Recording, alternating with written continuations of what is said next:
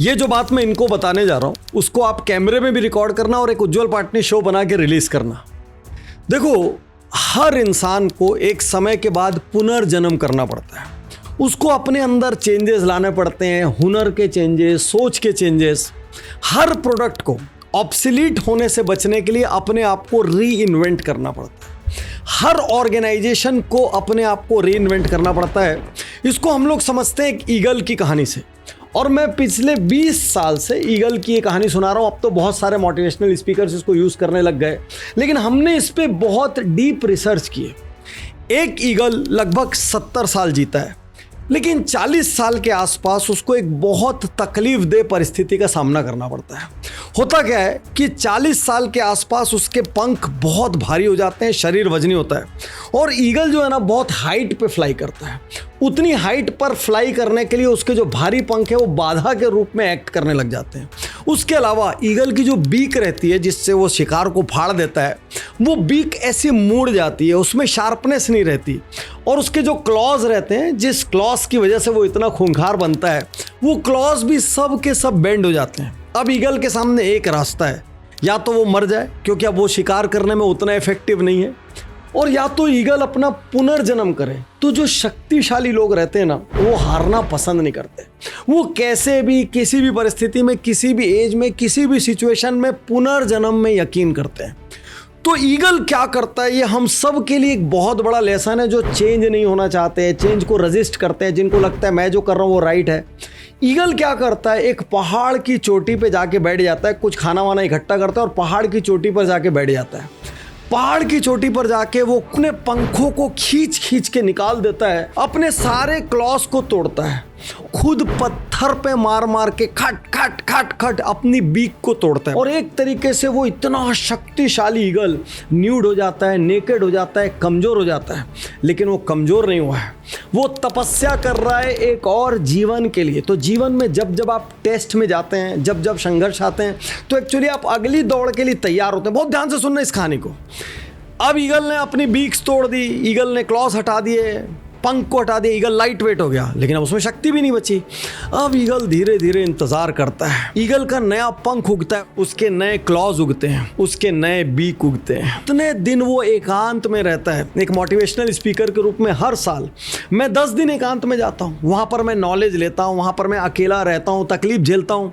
इसलिए करता हूँ ताकि मैं अगली दौड़ के लिए तैयार हो सकूँ। जिनको मैं कोच कर रहा हूँ, जिनको मैं व्यापार सिखा रहा हूँ, उनको मैं नई लेटेस्ट इन्फॉर्मेशन दे सकूँ। 20 साल पहले की इन्फॉर्मेशन देता रहूंगा तो क्या मतलब है, वो मेरी क्यों मेंटरिंग लेंगे, वो क्यों बिजनेस गुरुकुल में आएंगे, वो क्यों वीआईपी में आएंगे। और ईगल जब नया पंख उग जाता है वापस से फ्रेश, जब नई बीक उग जाती है, नया क्लॉ उग जाता है, उसके बाद फिर से ईगल अपनी जिंदगी की दूसरी फ्लाइट लेता है। और वो दूसरी फ्लाइट छोटी मोटी नहीं होती, 30 साल की होती है, और तब जाके ईगल के 70 साल पूरे होते हैं। इसीलिए लोग कहते हैं ईगल एक जन्म में 2 जन्म जीता है। तो यदि आपको यह भ्रम है कि मेरा प्रोडक्ट हमेशा राइट रहेगा, भ्रम अभी निकाल दीजिए।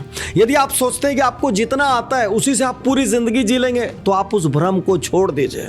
यदि आपको लगता है कि बिना किसी स्किल के अपग्रेडेशन के, बिना किसी टेक्नोलॉजी के अपग्रेडेशन के आप आगे 10, 20, 30 साल सर्वाइव करेंगे, इम्पॉसिबल है। 5-5 साल में प्रोडक्ट ऑब्सोलीट हो रहे हैं, टेक्नोलॉजी ऑब्सोलीट हो रही है, इंसान ऑब्सोलीट हो रहा है। तो यदि दुनिया में अपनी जगह बनाना है, यदि लगातार जीतना है, तो आपको चेंज का पेन लेना पड़ेगा। और जब जब आप चेंज का पेन लेंगे, तो जैसे ईगल उस पहाड़ की चोटी पर अकेला था, हो सकता है आप अकेले रहें। जैसे ईगल ने खुद ठोक ठोक के कठिन निर्णय लेके अपने बीक, अपने क्लॉज, अपने पंख सबको तोड़ा उखाड़ा था, वैसे हो सकता है आपके अपने सिस्टम को छिन्न भिन्न करना पड़ेगा।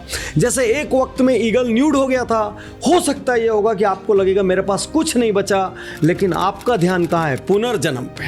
आपका ध्यान कहाँ है? खुद को री इन्वेंट करने में। टाटा कार्स की स्टोरी री इन्वेंशन की स्टोरी है। नैनो के साथ वो खत्म हो गए, यहाँ तक कि गरीब भी नैनो नहीं लेना चाहता था। उसके बाद रतन टाटा ने जगुआर लैंड रोवर का एक्विजिशन किया। उस एक्विजिशन को सबसे खराब निर्णयों में से एक माना गया था भाई। आज उसी जगुआर लैंड रोवर ने टाटा की पूरी गाड़ियां बदल दी।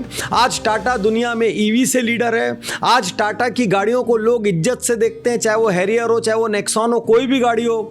और देखते ही देखते महज 10 साल में टाटा ने अपने आप को री इन्वेंट कर दिया। हो सकता है आपसे भी व्यापार में कोई गलती हुई हो सकता है आपसे भी जीवन में कोई गलती हुई, उसके बाद भी आप अपने आप को री इन्वेंट कर सकते हैं। एक्चुअली यदि मार्केट में आप जो भी कंपनीज को ध्यान से देखेंगे जो 30 साल 50 साल 70 साल एक पीढ़ी दो पीढ़ी से सर्वाइव कर रही है, आप देखेंगे उन्होंने बीच बीच में अपने आप को उस ईगल की तरह जबरदस्त तरीके से री इन्वेंट किया। और जिन्होंने री इन्वेंट नहीं किया वो HMT हो गए, वो एम्बेसडर हो गए, वो ब्लैकबेरी हो गए, वो नोकिया हो गए और खत्म हो गए। जो री इन्वेंट करेंगे वो जिंदा रहेंगे। चेंज से भागिए मत, चेंज से डरिए मत, चेंज को स्वीकार करिए। और जैसे ईगल ने खुद निर्णय लिया था कि मैं चेंज करूंगा, यदि आप कंपल्शन में चेंज होने की सोचेंगे तो आप मर जाएंगे। यदि ईगल ये इंतजार करता रहता ना कि अपने आप कुछ हो जाएगा, तो भाई उसके पंख कितने भारी होते कि वो उड़ भी नहीं पाता, अपने वजन में खत्म हो जाता हो, वो भूख से त्रासदी वाली मौत मर जाता। उसकी बजाय उसने चूज किया तपस्या को। और आज आपको एक बात और बताता हूं, ये ईगल की कहानी हर दिन मुझे इंस्पायर करती है कि डॉक्टर उज्जवल पाटनी आपको चेंज होना है। मेरे को हर दिन एक नया बिजनेस वाला कोचिंग करने बुला रहा है, हर नया ऑर्गेनाइजेशन मेरे को डीलर मीट डिस्ट्रीब्यूटर मीट के लिए बुला रहा है। और वहाँ वो क्या चाहता है, मैं उनको लेटेस्ट से अपग्रेड करूँ। अरे जब तक मैं लेटेस्ट से अपग्रेड नहीं होगा मैं उनको कैसे कर सकता हूँ। हमारे में हर क्वार्टर, हर 6 महीने और हर 1 साल में हमको चेंजेस का सोचना पड़ता है। आज अभी यहाँ एक बड़ा प्रश्न है, क्या आप चेंज के लिए तैयार हैं? वो कौन से चेंजेस है जो आपको अगली रेस में जीतने में मदद करेंगे? क्या उन चेंजेस के लिए आप पीड़ा लेने को तैयार हैं? क्या वो चेंजेस कंपल्शन के रूप में होंगे या आप उन चेंजेस का चुनाव करेंगे? शुक्रिया, धन्यवाद, थैंक यू।